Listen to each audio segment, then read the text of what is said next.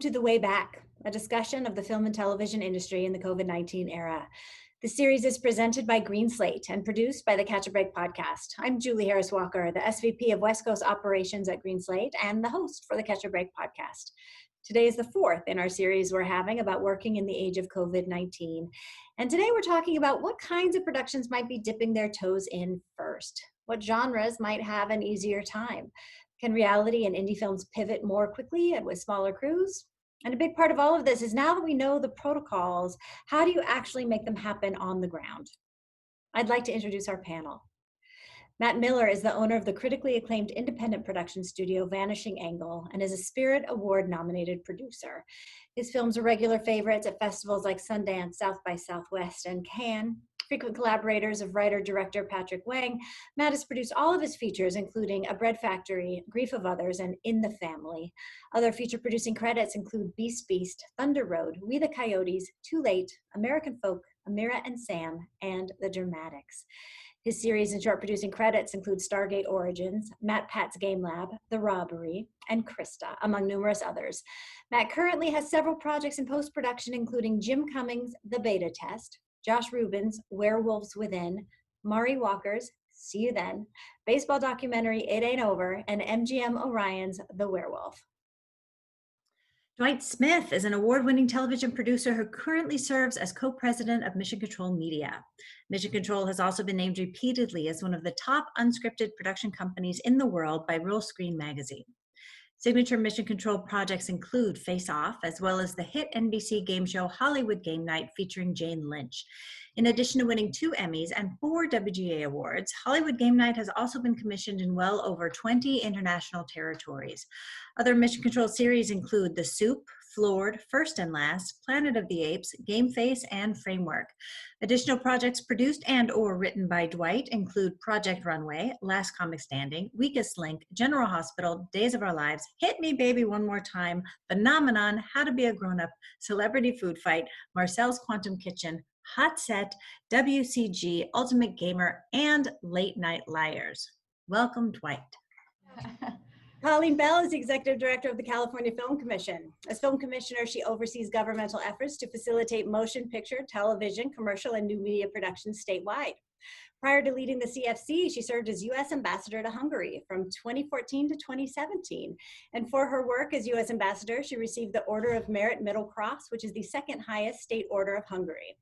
Prior to her diplomatic service, Colleen was a producer at Bell Philip Television Productions, an award-winning production company responsible for some of the world's most watched TV programming. Devoted to public service, Colleen is a longtime philanthropist and advocate committed to tackling some of the most complex domestic and international policy challenges. Welcome, Colleen. Thank you. Happy to be here. Dwjuan Fox has worked his way up from a production assistant to having over 35 feature credits as a film producer. His producer credits include the IFC 2019 theatrical release Radio Flash, 2018 theatrical release Danger One, High Voltage and Armed, and 2017 Sundance Midnight Series premiere, do you say XX or double X? It's XX. Yeah. 2014 Midnight Series premiere of Virtually Heroes. Dwjuan also served as the officer corps as a tank commander and platoon leader at a forward-deployed U.S. Armored Battalion in the Republic of Korea. Dwjuan went on to obtain his master's degree in producing from AFI. He's the founder of Decipher Entertainment, a commercial feature and television production company, has taught the art of line producing and movie magic budgeting at UCLA Extension, and is a proud member of the PGA. Dwjuan has combined his film and military training by maneuvering crews and equipment by train, plane, and automobile in over 13 countries and 6 currencies throughout the world. Welcome, Dwjuan. Thank you. Appreciate it. Happy to be here. So as we jump in, this is a panel and a podcast, so we will try to be as conversational as this format will allow and as the internet is stable. If you are on Zoom or on Facebook, we're going to be taking your questions also toward the end, so please type them into whichever platform you're on and our team will collect them and send them to me. So Colleen, I wanted to start with you. I think you were involved in setting the protocols with the governor for the state, and in broad strokes, what is the latest and where do we stand with everyone agreeing to what the protocols should be?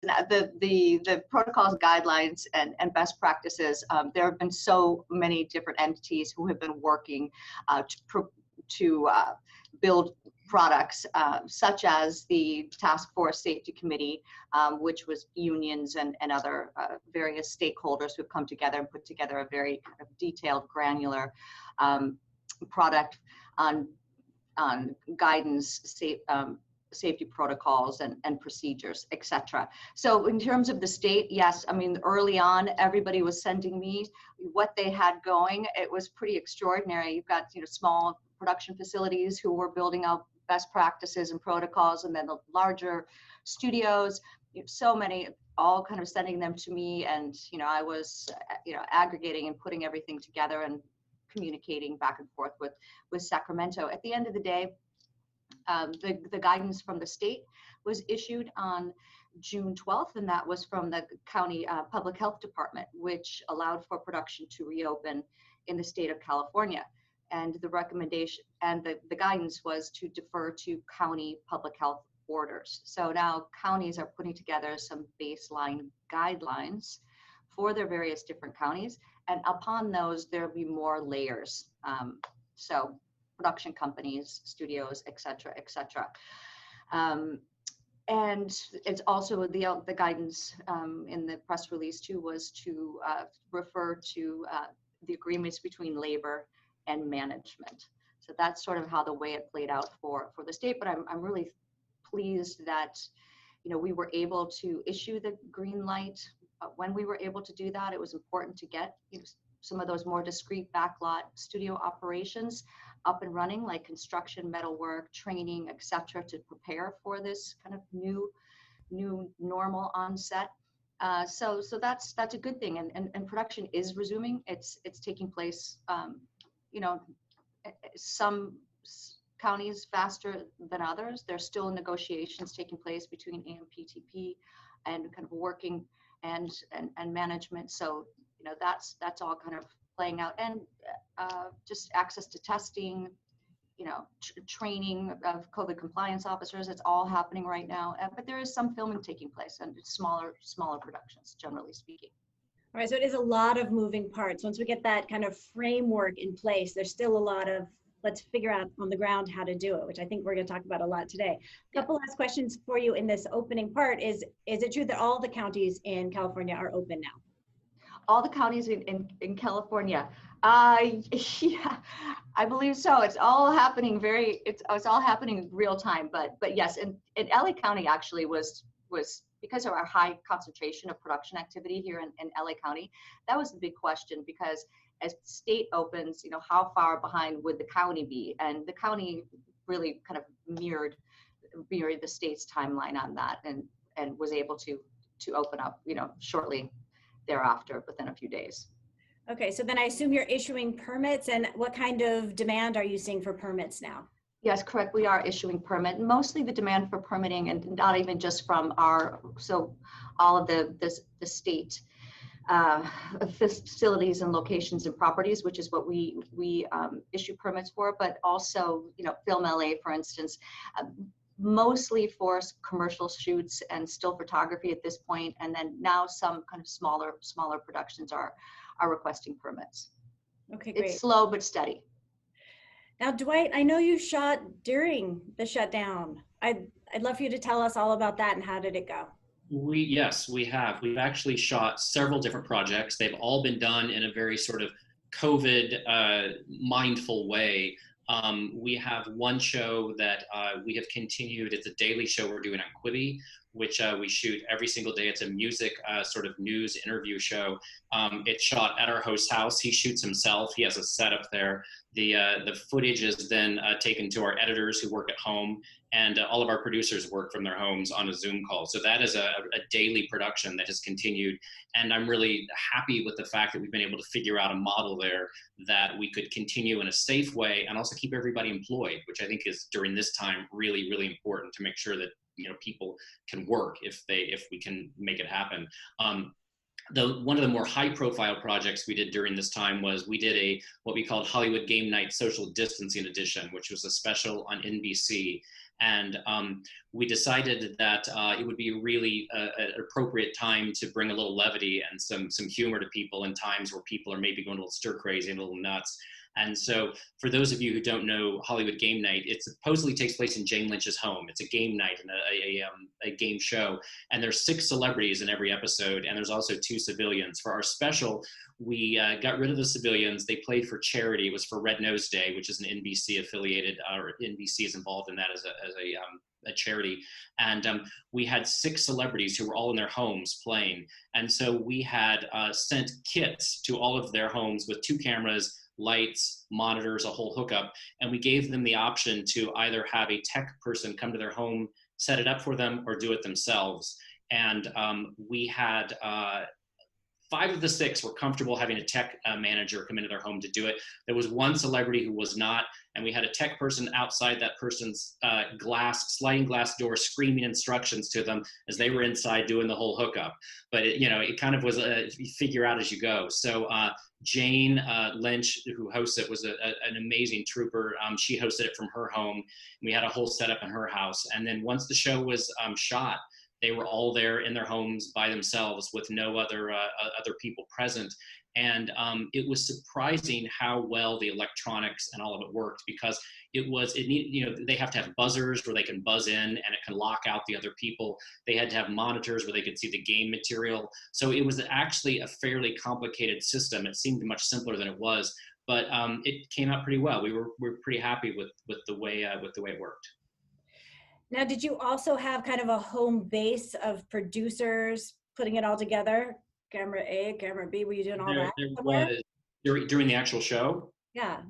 There was. We had a setup on a stage. We were on a sound stage, and we had it was a small group of people, possibly 8 people on a sound stage, spread all very far apart.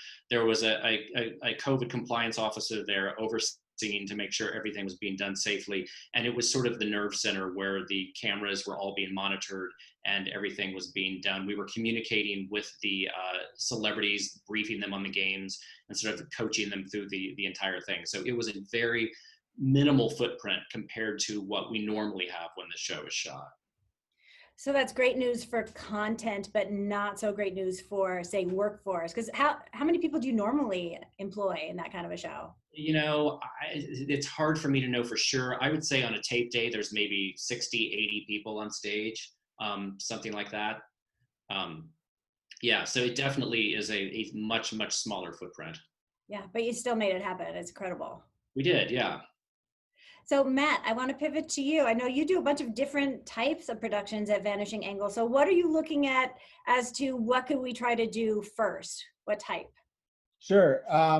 We're in a unique, special space, I think more than most people, in the fact that we are as diverse as you said. We have large scale productions on the commercial side, and even some of our features, we've worked with studios, but we also have been sort of committed to doing a lot of like very small independent features. I think of the 17 we've done, 13 of them are well under $1 million, and they're usually like a first time feature with a writer director.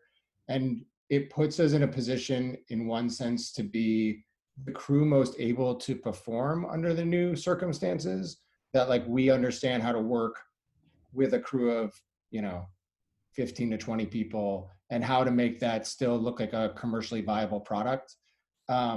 So we're set up really well that way. On the flip side, I think it's going to be a bit of some time before those types of productions are able to come back, the more independently driven films. I think there's a couple factors to that.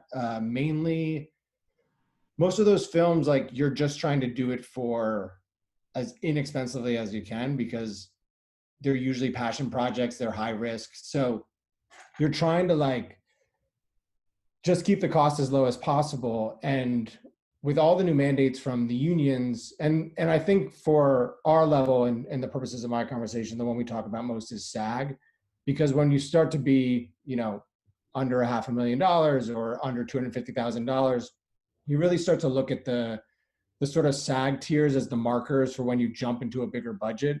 And so the first marker for that is the sort of $250K level of when you're making like an ultra low budget film. And what you're really trying to do is just squeeze a feature film with the least amount of compromise under that $250,000 number, Because if you jump over it, then the SAG rates increase, then your budget increases, and then you start to hit where you need to really be considering being an IATSE crew, which that can have a jump increase, and then you need to really consider having a Teamster crew. So there's all these thresholds you're trying to stay under.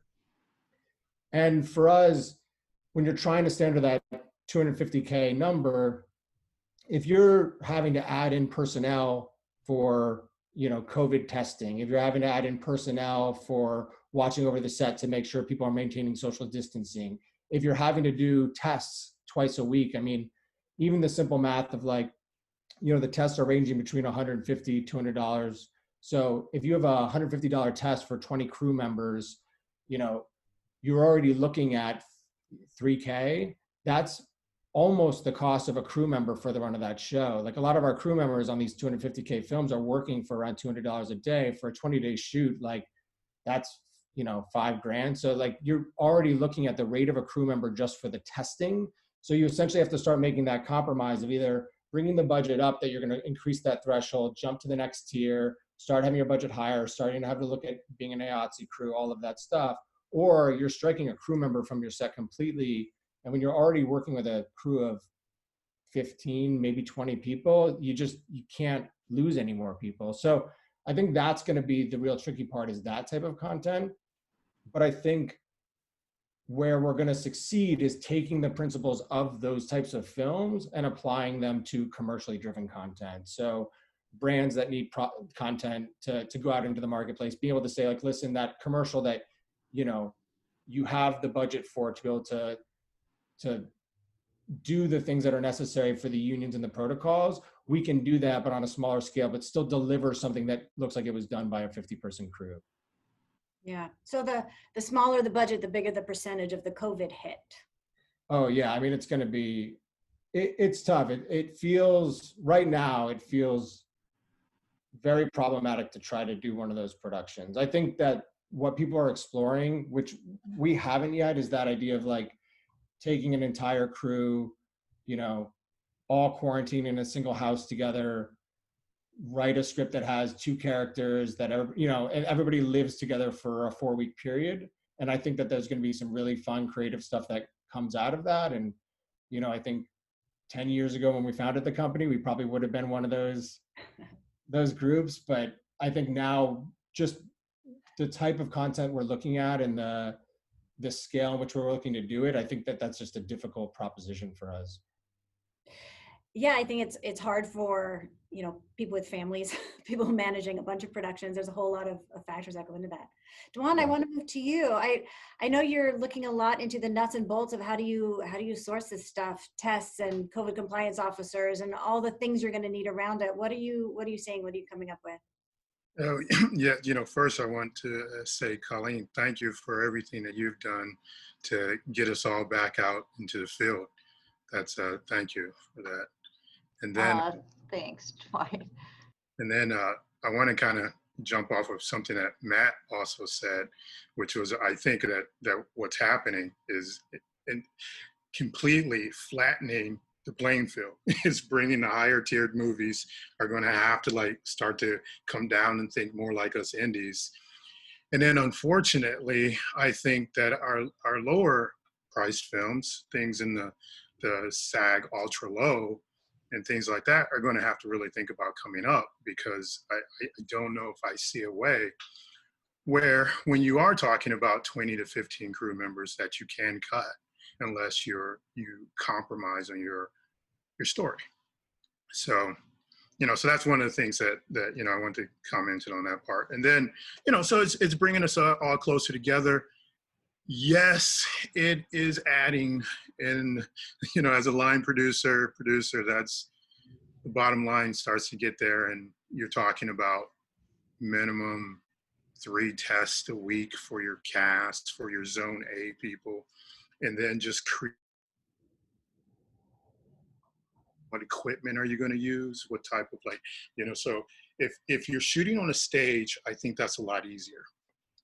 Let's say you're in a practical location in a house. How are you going to establish your zone A? Are you going to put zone B outside the house now, where in the indie world, the hypothetical zone A and zone B were all mixed together, because that's all you had the ability to do. So now are you going to have to like encase the house and, or zone B tents around the house, and then you create tents and plastic, and now you need cooling systems for Los Angeles, and so it does really change your budget crew-wise. Outside of, also, one thing, we've talked about the COVID compliance officer, the COVID monitor, and the COVID manager, which are 3, depending on the size of your crew. You could have up to 3 minimum personnel there.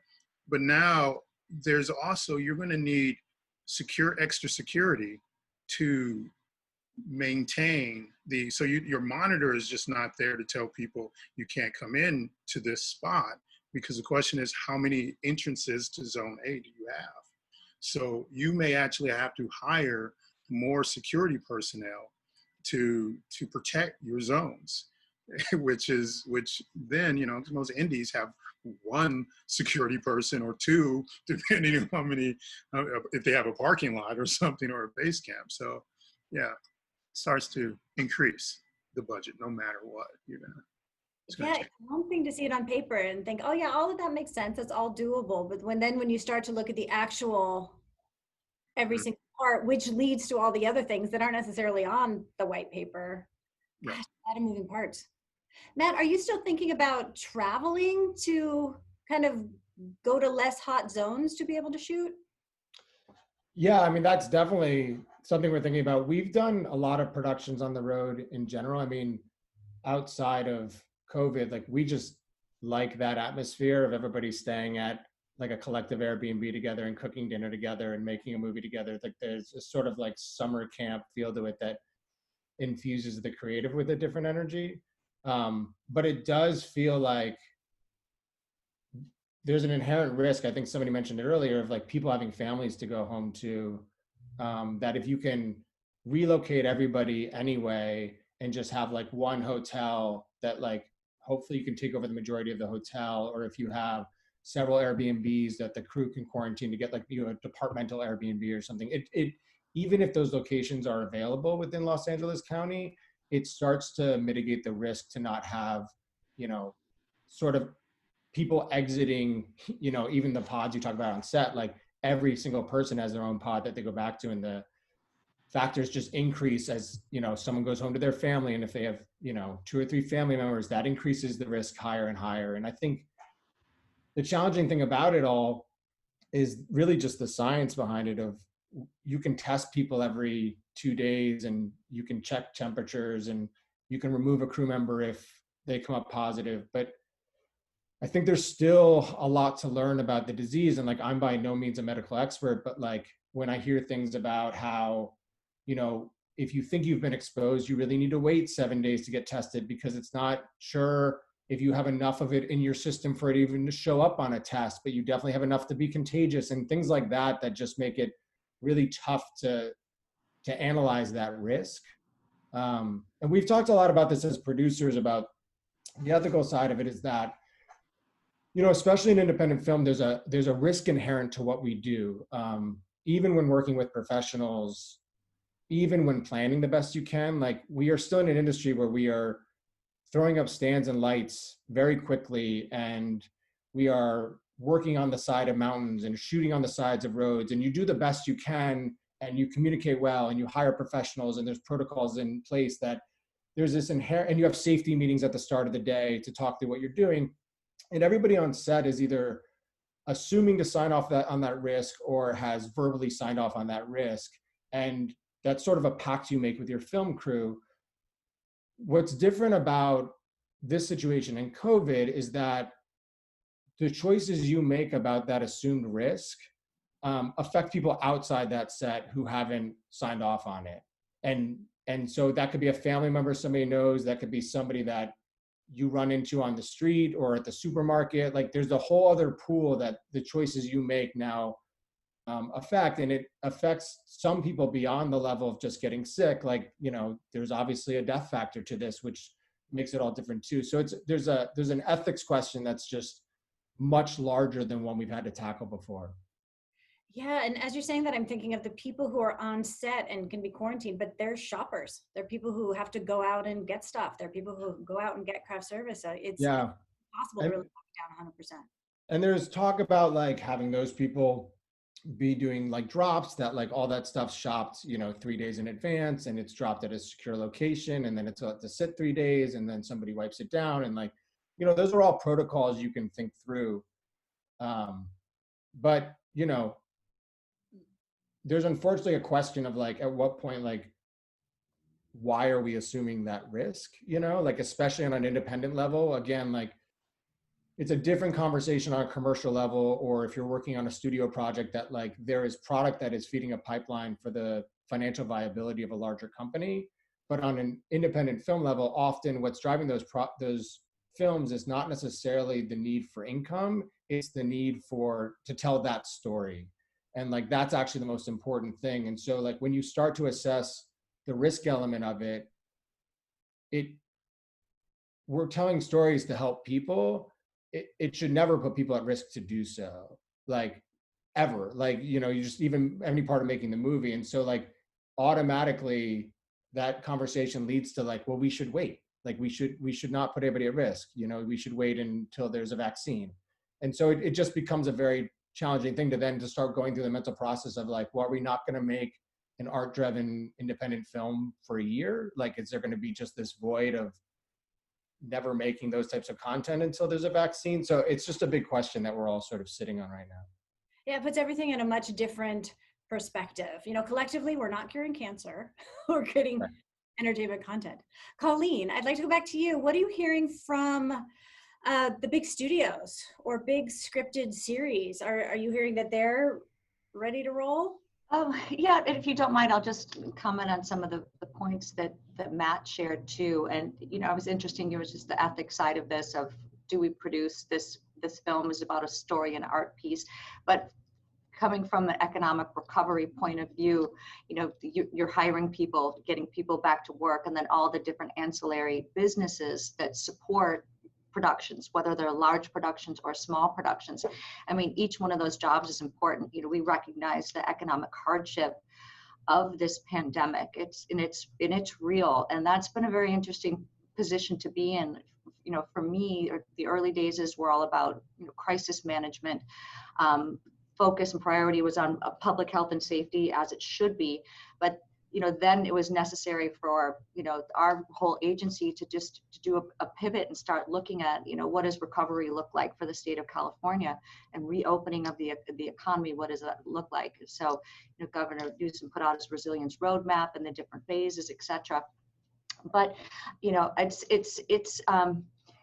it is all about mitigating risk. There's no question about that. And if the virus, will be here with us for a while, but also, there is the need to put paychecks in people's pockets, in people's pocket, get people back to work for so many different reasons. I mean, I don't want to get too much in the weeds on that, but this is a industry. People love the work that they do, generally speaking, and it's just an important part of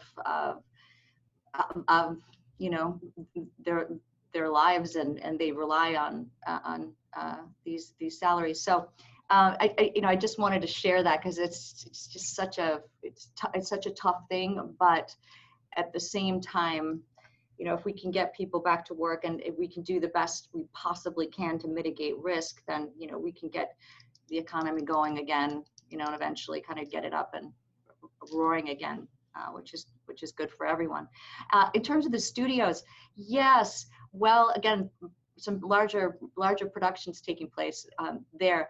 I think that they're still working out some of the details of the and agreements between labor and management. I mean, that seems to be kind of still happening and ongoing.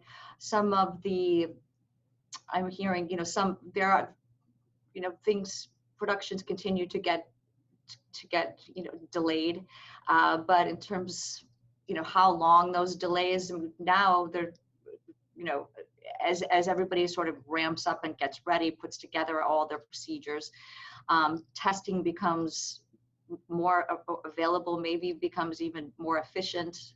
All of that, there's all of those kind of pieces all kind of have to work together, and eventually they will. And what's, to Matt's point too, is that, you know, this is a creative community, and it's been pretty extraordinary hearing all these creative solutions to meet this new challenge. Yeah, and I also really, as you were saying that about the jobs and the economic recovery, I'm like, yeah, really good point too. We have to figure out how to do both things. Yeah. So, Dwight, what are you looking at as far as what types of shows you're prepping now? What kind of shows are you selling? We are definitely keeping COVID production in mind as we are developing and out pitching right now. I think there was a sort of, I think a bunch of new shows that came out, specials and things that were produced in COVID that looked like it. They looked like they were shot in Zoom and all of that. And they were very rushed on very quickly, and hats off to people for getting that done so quickly. But I feel like each iteration of one of these types of shows that's come along has elevated, and people have learned more and more. And I think now the real art to it is being able to create a show, come up with the creative for a show that can be produced in the COVID world, but doesn't feel like it has to be, and doesn't feel like that's why it was created that way. So I think that's a real interesting challenge. We've actually come up with a few new projects at our company that we're really excited about that I don't think we would have come up with otherwise, if we weren't sort of tasking ourselves with that particular challenge.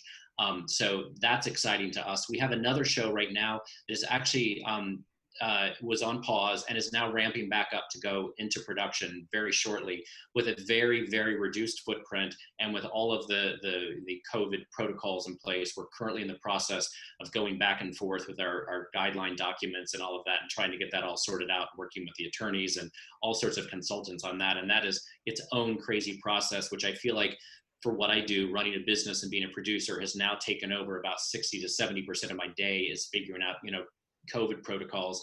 And I feel like I still have a tremendous amount to learn, but I feel like in a very short period of time, I've learned a tremendous amount about this. You kind of just have to, by just jumping in and figuring it out. And thankfully, there's a lot of other people in the business that are all figuring it out at the same time, but things are coming together very quickly and things are starting to get figured out, which is great. Yeah, I mean, if you've ever seen a group of people so smart and so on fire figuring something out, like, it's now. Everyone I talk to is on just rolling calls all day long, getting information, sharing it, like figuring it out. It's really kind of an exciting time from that perspective. I agree. I have to say the nimble nature and creative nature of people trying to figure out solutions has been pretty impressive. Yeah. Now, Dwjuan, what are you looking at as far as, I know you've had different conversations about content, and like, tell us about the film that it was packaged and ready to go, and then things changed. Well, I mean, there are a couple scenarios. The good thing is that our industry, I have always said, is about problem solving. So this is kind of like just what we do, right? We create ideas and maybe even create problems to solve them ourselves. So before COVID, I was actually in Montana shooting, and we caught it on the 14th when borders closed. And, some of our talent was from overseas. So we were kind of like, oh God, we got to get them home, before they can't even go home. And so we've been having a lot of conversation about having to get back to Montana. Luckily it was a winter movie. So God willing, by November, December, we'll be picking back up and going back out. And as Matt was saying, when we were there, I wasn't with Matt, but when we were there, we had all our people in one hotel, and our crew was in one hotel, and of course talent was in another. Now, when we come back, talent's just going to have to suck it up, and they're all going to have to be in the same hotel with us. And then we were just thinking like, well, wait, we were shooting in a winter environment, and it was really dangerous. Roads were really dangerous. We had locals who were used to driving in snow, driving our vehicles. Had a lot of people get stuck. No one got in an accident or anything. But now we're thinking like, we're quarantining everybody together, but then how are we going to actually get them to set? Because are we going to pile 15, 16 people into a pass van anymore? Or are we going to let people self-drive to set and increase the risk? So I'm actually I'm talking about everything we've all been talking about. There are a lot of questions there. One of our biggest problems is that we have some of our largest scenes with extras to shoot going back. And so now we're like, oh my God, how are we going to do that? We've got this huge Christmas party that we have to do. Now, previously in the past, I've done things where I've shot these small groups, had them go change clothes, brought them back, and with visual effects, multiplied them in the room. That's one possible idea. Another one is that we could bring in as many families as we can so that we group the families in different areas together. So it's changing the way, obviously it's changing the way we think about how we're gonna do it. And then I had another project that 6 months ago, it would have been just a great family-friendly indie dramedy. After all of this, a comment came down, which was, we feel like it doesn't say anything. It's not speaking to the times anymore. And so, there's going to be a lot of that where there's going to be a pivot to more socially conscious because of the whole BLM things that are happening, and because of COVID, the environment has changed in multiple ways. There was one more thing that Dwight had mentioned about that. Oh, and just like when we had the writer's strike, how reality TV took off. And reality TV, we haven't lost reality TV. It's just another stream. I think this is going to create another stream for itself. This format. I mean, it's not new. We've seen this. People playing to one camera. We've seen Blair Witch and all those things take off. I think this is more of that, creating its own niche, which will then be funneled more into those platforms that can support it once things go back to more of a semblance to normal. I also think it's the way that AI is going to take off as well. They're already making AI actors, so the AI world is going to start to have a lot of fun, and they have their opportunity. They have the door open now for that, as well as the video game industry and the worlds that they can create now. They can do a lot of it now too. So I think it's great new frontiers everywhere. But I'll build on sort of what the point he's touching on is that, like, I think in many ways COVID has become an accelerant for many parts of society. I think even all the amazing movement that's happened with Black Lives Matter, like I think that's contributed to the people being available to be a part of it. Like, and I think that's great. But I do think there's a lot of things that we need to be honest about are part of this acceleration and not necessarily COVID specific and are big changes in the industry. Like there's great stuff talking about AI integration or like, starting to use digital backgrounds like they had with Mandalorian and things like that. But I think to Colleen's point, there's an economic situation happening in the industry that's also being accelerated by this. I think on one hand, it's easy to see something like the movie theaters that, they were on their way to a certain position within the industry already. And this has sort of just accelerated that probably by about 5 years.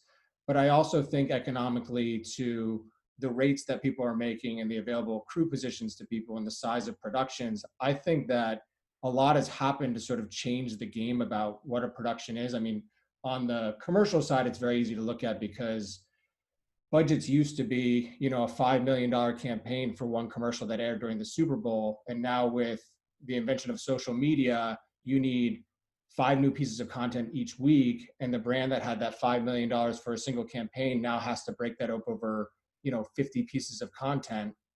And so it's still the same $5 million.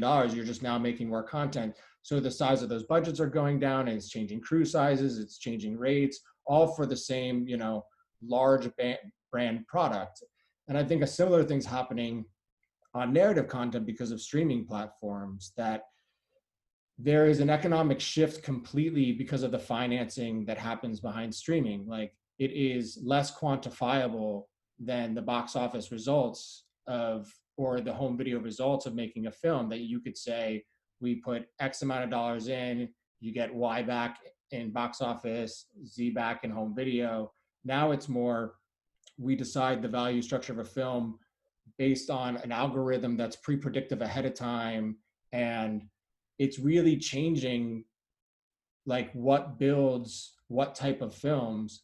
And I think that right now we're looking at, you know, are there enough jobs for people? Are crews needing to be smaller and these things in terms of COVID? But I actually think there's a larger conversation there that might be being masked by COVID a little bit.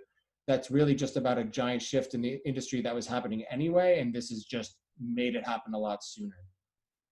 That is really interesting. It feels like, 6 months ago, there were not enough people in the world to do all the production that was happening. And there was a scarcity in so many areas. And now we have all those people in a scarcity of jobs.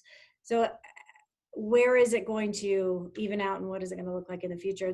Much in the way, in 2008, it felt like a lot of it changed. Like, because a lot of things shut down, a lot of people washed out. It's going to be, I'd say 2 years from now, it's all going to look really different. Yeah, I was just going to add to talking about projections. Projections were made for a world that actually no longer exists, at least for the moment. Yeah. That's kind of where we are.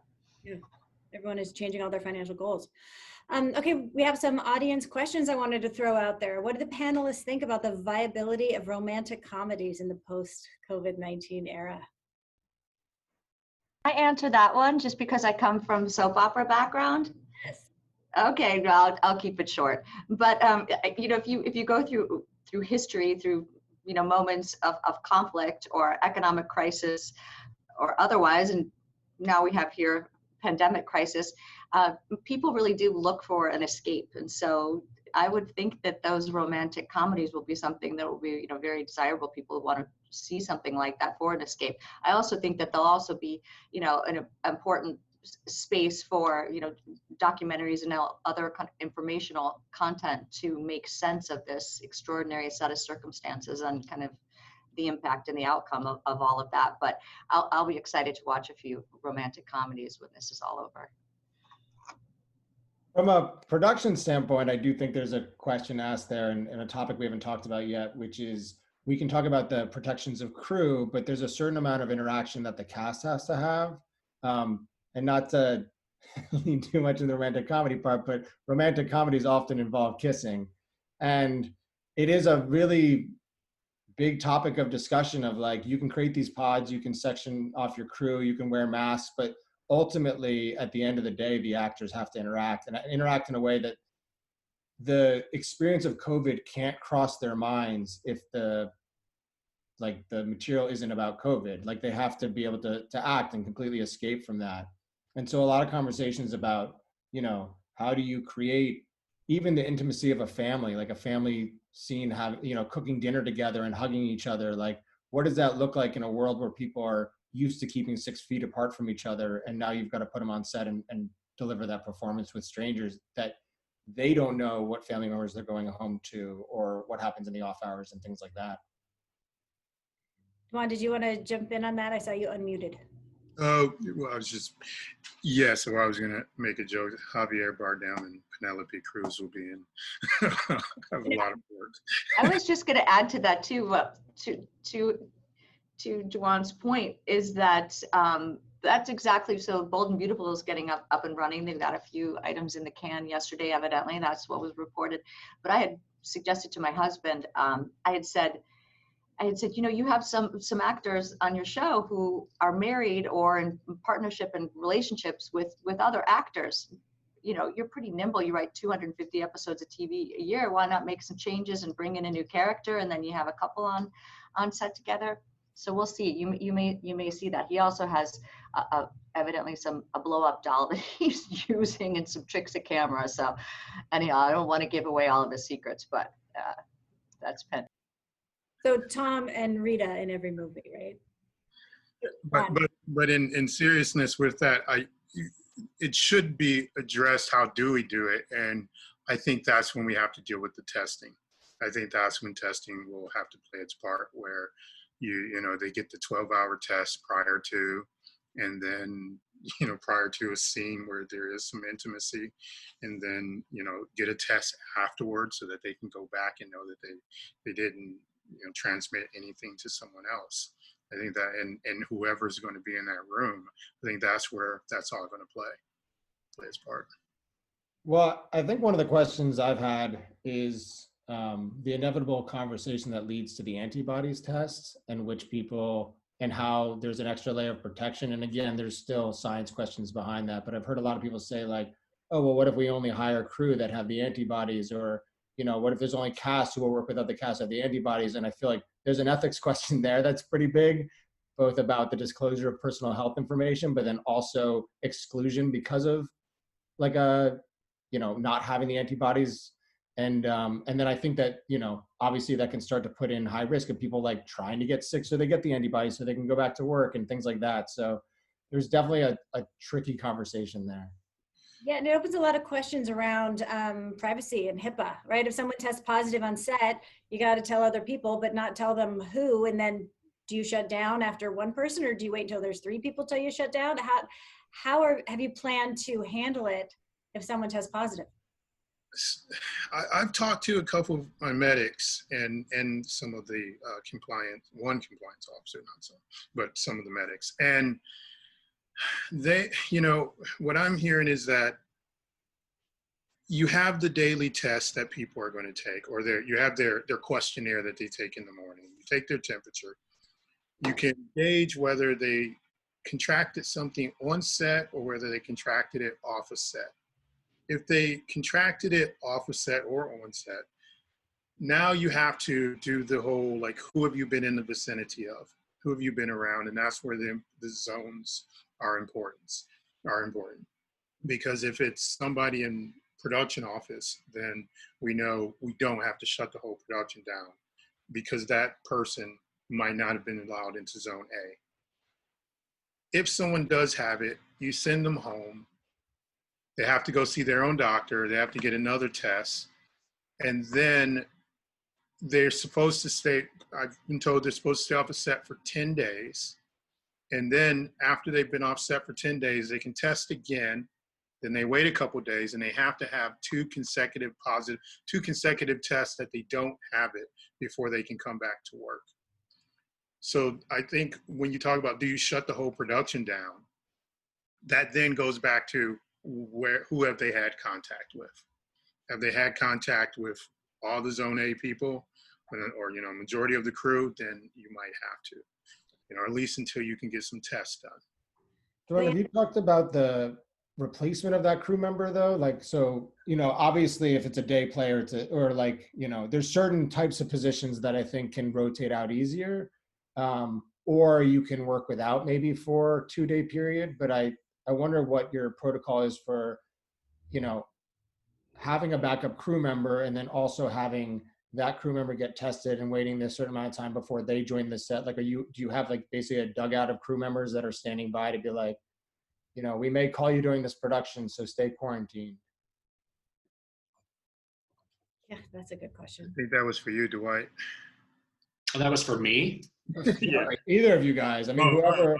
Well, you know what? It's a good question, and it's a tough question, because we're discussing that right now on the show that I mentioned that we're talking about coming back on. And we definitely are going to have people on backup that we can reach out to, because it could happen quite quickly that somebody is having to drop out. And with such a small footprint, every single person is essential. We don't have people there who aren't essential, otherwise they shouldn't be there. So it becomes very challenging if one single person has to drop out. So we absolutely are coming up with a backup list, but it becomes very difficult to say to somebody, you're a backup for this job and you need to be in quarantine in order to be a backup. So that's a tough conversation to have. And I don't know that we quite cracked that yet, but we've certainly been having that discussion. It's an interesting challenge. Yeah, because then you're hiring your bench, but are you paying them to be on the bench? If you're forcing them to quarantine under certain rules, IA and SAG, you would probably have to pay them. Yeah. Yeah, okay, interesting. Colleen, I have a question for you. As far as the reopening, and also as we're seeing numbers increase, do you see us having to move backwards before we're able to move forward if there's another spike? Right. Well, everybody's watching closely the benchmark statistics, and the governor works hand in glove with the state public health officials. Everybody's watching all of the numbers, and it's again, it's kind of balancing public healthy and safety, but also sort of the strong recognition of the importance of getting the economy going again, of getting people back to work. So it's a tough dance. It's a tough balance. He continues to put into effect safeguards. He was one of the first to put the stay-at-home order, into effect, and now it's the requirement of wearing masks when you're out in public, and if you can't socially distance.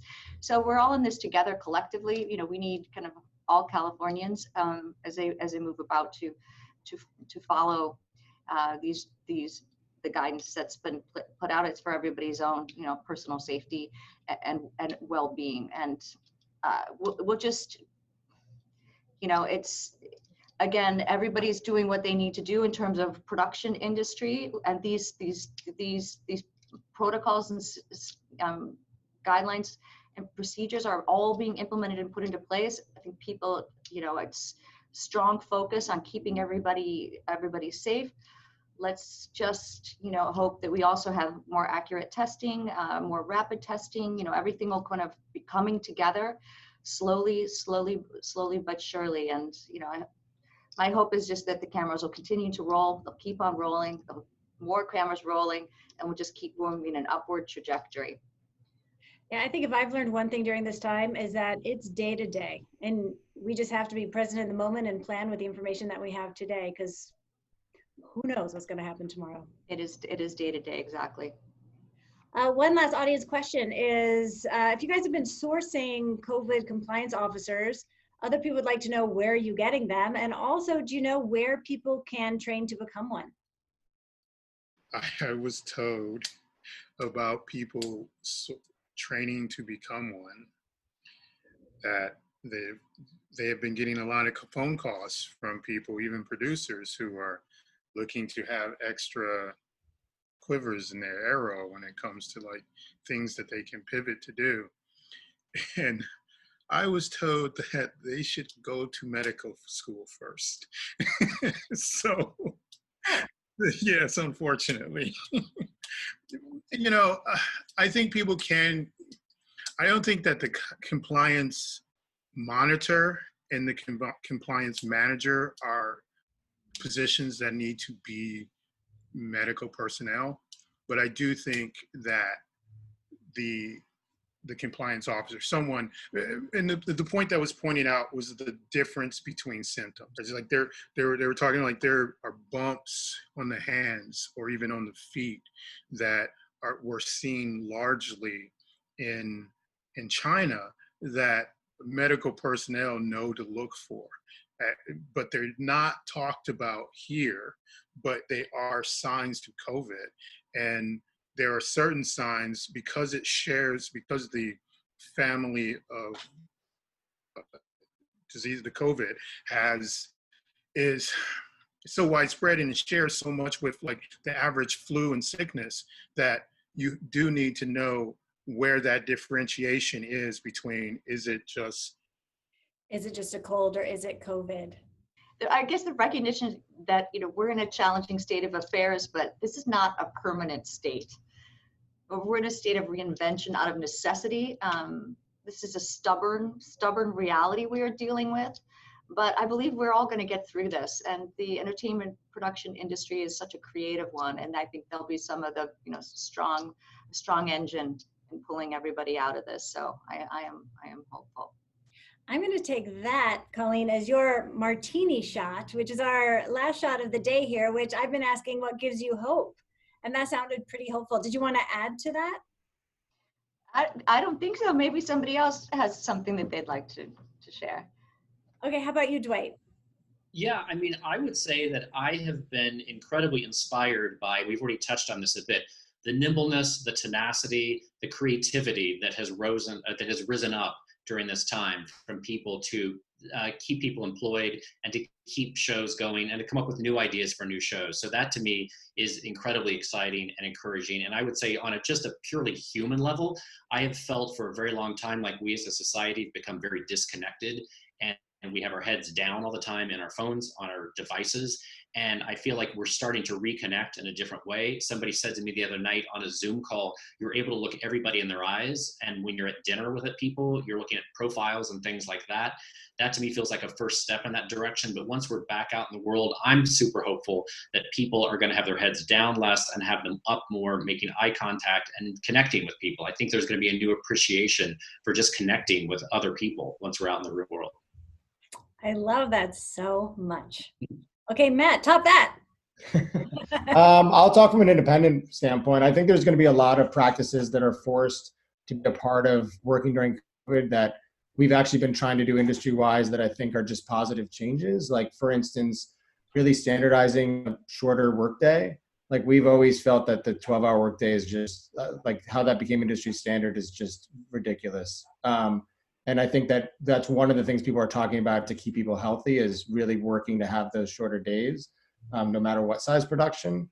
And then I think even, to go back to those more economic productions, I think there's an opportunity to create a real bridge between lower budget films and the unions, that a lot of the lower budget projects I think would really love to work with the unions, and a lot of producers are not anti-union. They would love to be able to give their crew pension and health and things like that. I think the one that gets in the way the most is the minimum staffing requirements, and able to keep your sets more nimble and small. And I think that as we sort of continue to explore success through COVID, I think that it might cause the unions to open their minds about the amount of staff that needs to be on set as a minimal requirement, especially as technology and everything else has changed. And it might allow some of these smaller productions to be union without it being so much of a hindrance to the economics of it. So I think that there's going to be some things that happen that can be more sustainable long-term that have a really positive effect on everyone. Wonderful. Dwjuan, you get the final word. There is a really great medical compliance company you can call. They're called On-Call Medic. And so you can give them a call. They are a turnkey company that can supply anything that you need. And so from equipment all the way down to personnel. I think that this has, has taught us that we really do care about each other, and it's going to show us how much when things are bad, humans kind of really pull together and support each other. And so that is the beauty that is coming out of all of this. So. And that is where we are going to end it for today. I want to thank all of our panelists, Dwight Smith, Matt Miller, Dwjuan Fox, Colleen Bell. Thank you to Greenslate for being the presenting sponsor of this series. You can find us at gslate.com, and also Catch a Break Podcast for producing it. You can see the replay of this on Facebook or on YouTube, and you can find us at catchabreakpodcast.com, and you can subscribe there or on all the podcast places for the podcast. Thanks, everybody. Thank you. Thank you. Thank you. Bye.